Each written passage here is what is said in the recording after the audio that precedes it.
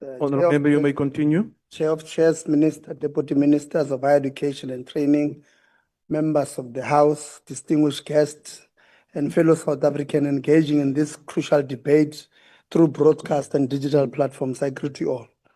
It is a profound honor to rise in this House on behalf of the African National Congress, the historic leader of a democratic breakthrough, and a movement entrusted with the responsibility to advance social transformation through state power. Today, we speak in firm support of the budget vote for the Department of Higher Education and Training as a transformative instrument, a tool of justice, and a pillar of nation building. The budget is a political commitment rooted in the clarion call for the Freedom Charter and shaped by the developmental vision of the National Development Plan. As we mark the 70th anniversary of the Freedom Charter, we recommit to its demand that, open quote, the doors of learning and culture shall be open to all, close quote. The NC support for this budget is grounded in that enduring struggle to expand access, deepen inclusion, and build a peace sector that reflects the aspiration of a democratic developmental state. Education remains the most powerful weapon we possess to fight poverty, inequality, and unemployment. Through this budget, we are resourcing that fight. As parliamentarians and members of this committee, oversight is not just an administrative function, it is a solemn responsibility entrusted to us by the people. We will hold the department, NSFAS, universities, TVET colleges, and CITAs accountable. We will ensure that public resources are used efficiently, effectively, and transparently to deliver the NC's vision of an inclusive and accessible PSET sector. In this context, we commend the strategic direction the department has taken to expand access and inclusivity. As a progressive movement, we welcome the steady rise in enrollment across the PSET system, a clear indication that our policies are taking root. University enrollments, for an example, are projected to grow from a baseline of 1,077,768 to 1,133,868. I hope listen carefully. By 2025-2026 financial year, an increase of 56,100 students. This is not just a statistical growth, it is a tangible expression of the ANC's commitment to expanding access to higher education to benefit all. However, we must also confront the alarming concern that over 3.4 million young people aged between 15 and 24 remain not in employment, education, and training. This is a structural challenge that demands urgent and innovative solutions. While targeted support for need youth is already part of the departmental strategy, it must be significantly scaled up. We need to expand the reach for community education and training colleges, and we're happy, Minister, you have just announced that you'll build 2, strengthen short skills program, and build agile partnership with industry to create real path for learning, work, and livelihoods. Alongside these efforts, we commend the department for its work in increasing funding for students with disabilities, upgrading ICT infrastructure, and continuing to roll out the student housing infrastructure program. This intervention reflects a holistic approach to access, one that the ANC will continue to champion as we deepen transformation across the PSET sector. However, progress must not blind us to shortcomings. We cannot turn a blind eye to ongoing challenges such as student accommodation crisis, where Black small business owners are facing non-payments from NSFAS, and many of them are about to lose their properties. Funding delays and defunding of students, an infrastructure backlog that continue to hamper the realization of accessibility to PSET system. We urge the department to address these challenges with the seriousness and the urgency they deserve. Alongside these efforts, we commend the department for its focused investment in community education and training. The CET infrastructure grant will support the construction of skill centers, workshops, ICT laboratories, and teaching facilities across all provinces. The investment ensures that CET colleges are equipped to meet local demand, while also benefiting much needed ICT upgrades that support them. Digital learning environments, together with the together with the continued rollout of student housing infrastructure program and an increased funding for students with disabilities, these initiatives reflects the holistic and integrated approach to expanding access. The ANC continues to champion in building a truly inclusive PZ sector.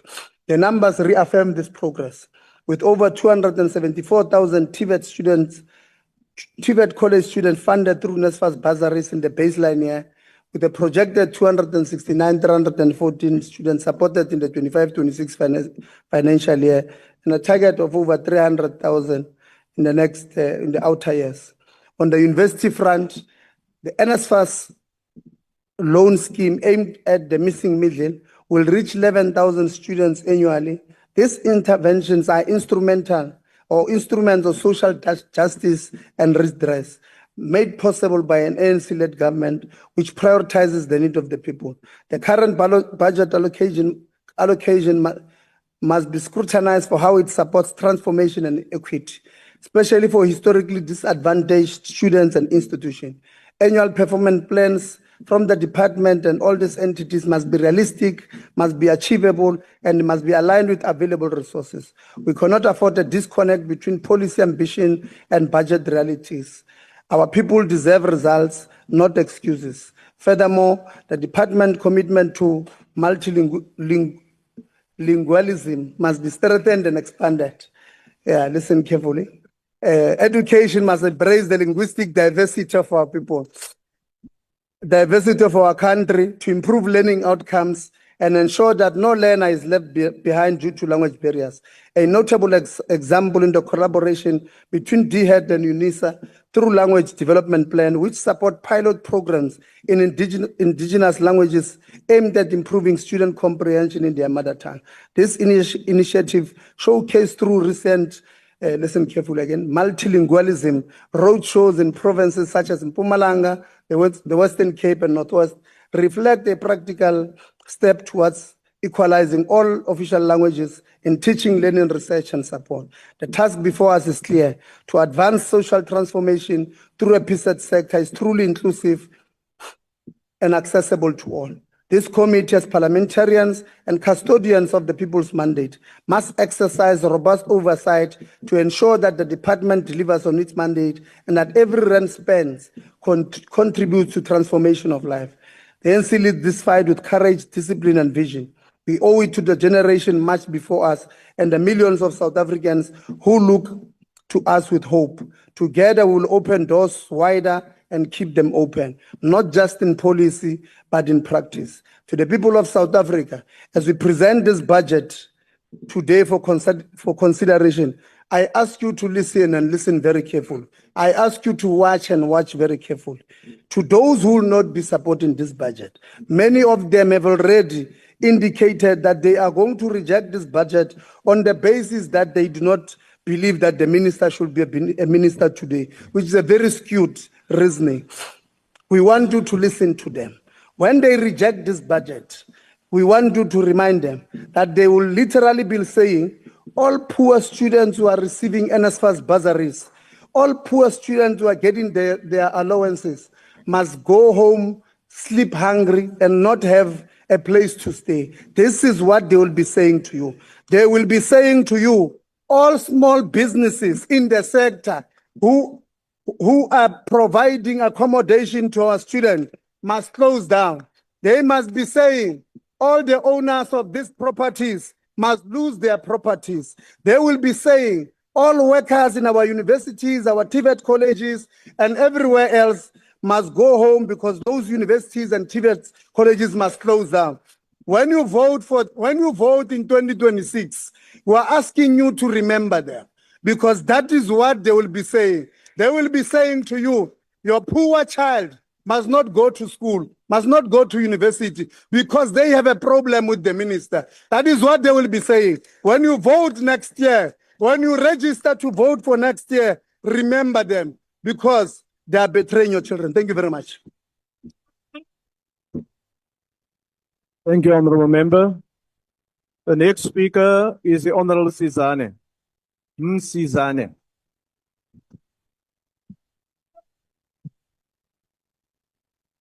Order, honorable members.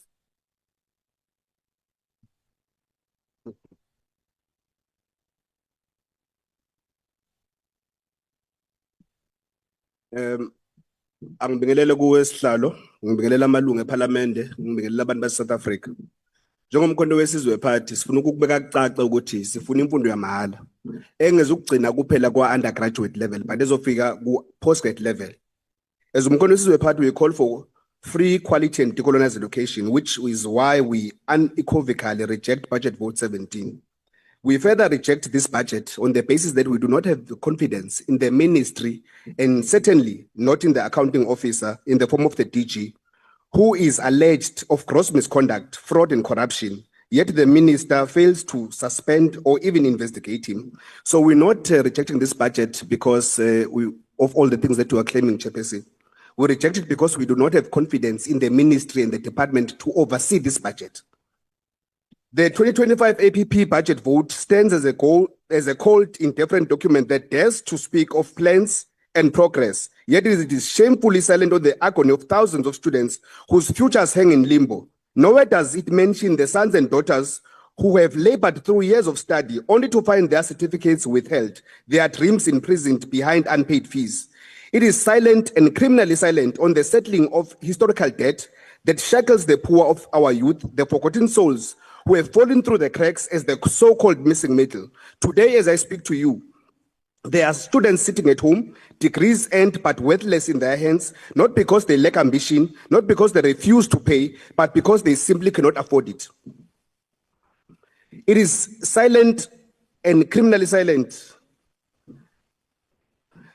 It is silent and criminally silent on the settling of historical debt that shackles the poor of our youth, the forgotten souls who have fallen through the cracks as the so-called missing middle. Today, as I speak to you, there are students who are sitting at home, degrees earned but worthless in their hands, not because they lack ambition, but because they refuse, but because they simply cannot afford it. Tell me, how is it just that a child of a police officer who risks their lives and limp each day to keep our streets safe but must be denied future because of debt?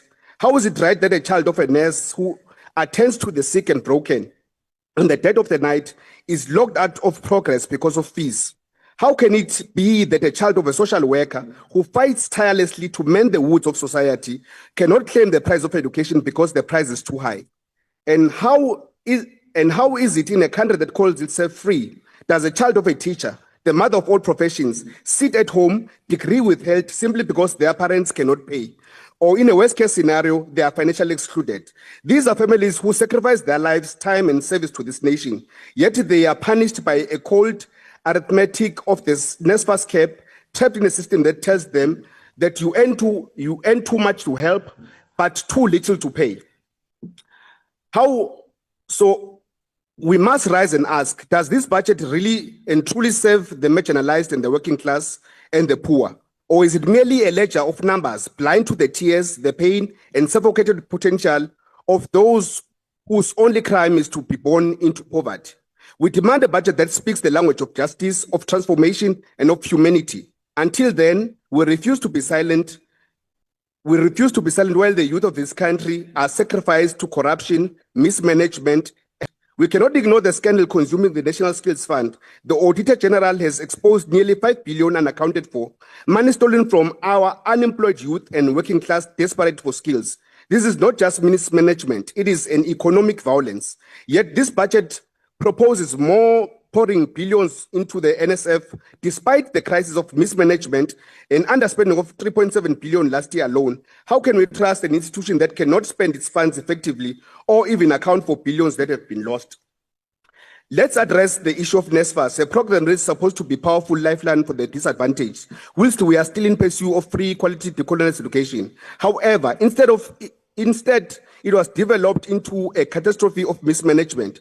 Over 128 million has been squandered due to fraud and ghost students. An additional 166.9 million has gone down the drain on extravagant offices leases, and 18.6 million wasted on parking bays, while our students are left to suffer.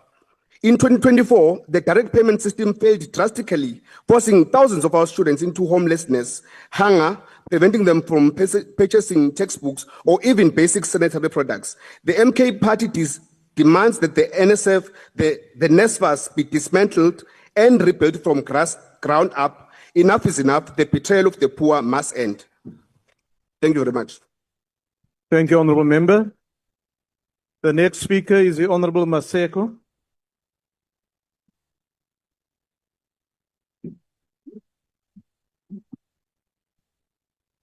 Thank you very much, House Chair. House Chairperson, honorable members, a budget is not merely about numbers on a page.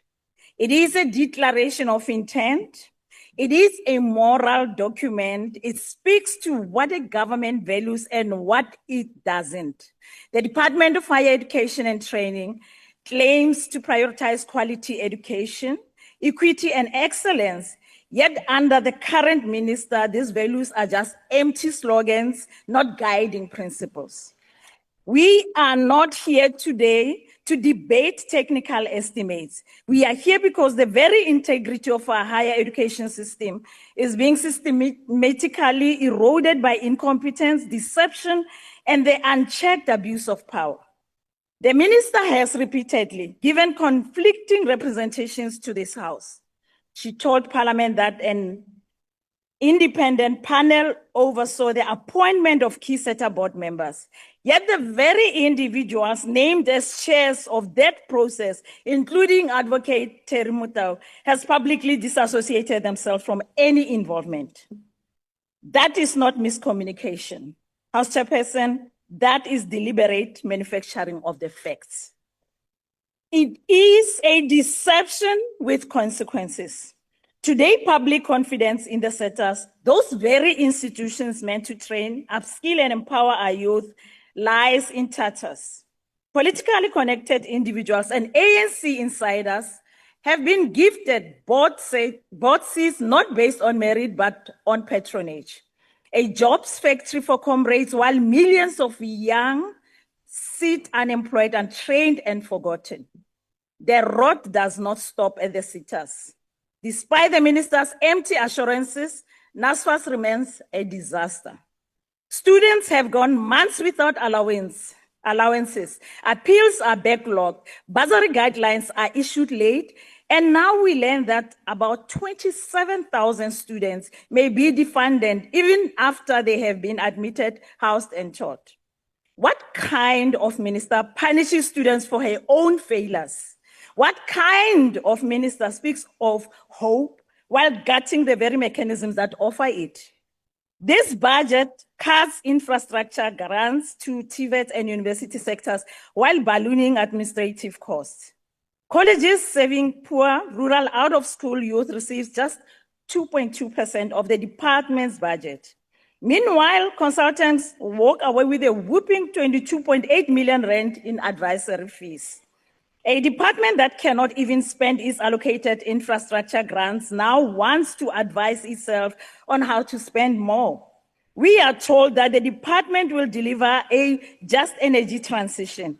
But who will train the solar technicians and wind turbine engineers when TVET colleges still lack electricity, Wi-Fi, and qualified lecturers? A transition in name only is not just. It is delusion. House Chairperson, this is a department that has spent millions on forensic investigations, but its minister, the executive authority, has taken no action against officials implicated in fraud and maladministration. Not one disciplinary hearing, and not one criminal charge, not one clawback of stolen public funds. Honorable members, when corruption is left unpunished, it becomes a policy. When incompetence is promoted, it becomes strategy. Under Minister Nkabane, both flourish. She has failed to fill critical vacancies. She has failed to protect the financial viability of NSFAS. She has failed to deliver student housing. She has failed to be honest with this parliament. And above all, she has failed our youth. The Democratic Alliance believes that our students deserve better than this. They deserve action. They deserve to have their budget treated with care. They deserve to have the billions earmarked for their future to benefit them, not the connected few. They deserve a minister with competence and integrity, They deserve a minister that treats their future as a mission, not a meal ticket. President Ramaphosa must remove Minister Nkabani without delay. The future of our youth depends on strong, ethical, caring leadership. And until there is accountability at the very top, every rent in this budget will be another drop in the leaking bucket.